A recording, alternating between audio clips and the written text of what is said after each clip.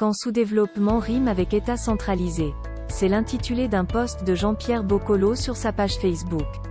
La suite, dans un instant.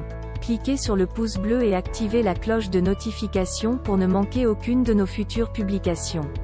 Voici les détails de son post dans son intégralité. Avant que les Anglais ne viennent en Inde, celle-ci était un des pays les plus riches du monde, c'est d'ailleurs pourquoi les Français, les Anglais, les Portugais, les Hollandais y sont allés. De même, l'Inde était un pays alphabétisé à 90%.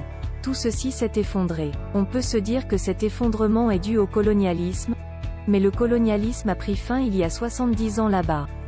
Pourquoi l'Inde ne s'est-elle pas redressée rapidement après? Cela s'explique par les institutions qui sont utilisées aujourd'hui, c'est-à-dire l'État. Il y a 200 ans, l'Inde était dirigée par les rois.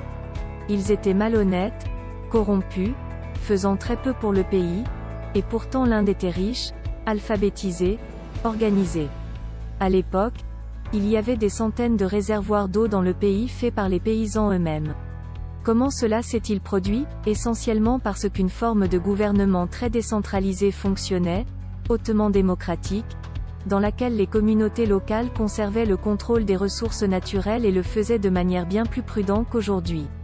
Aujourd'hui, c'est la responsabilité de l'État, et dans les pays en développement, l'État s'est révélé extrêmement incompétent pour traiter ces problèmes. Il est très centralisé et très corrompu.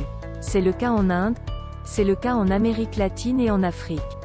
En conclusion, c'est l'État centralisé imaginé par les colons et perpétué depuis plus d'un demi-siècle qui est la source du sous-développement. Vivement une décentralisation démocratisée. Veuillez prendre 3 secondes pour liker la vidéo et la partager. N'oubliez pas de vous abonner à la chaîne YouTube Camer TV Info et Cameroun Actu. À bientôt pour de nouvelles publications.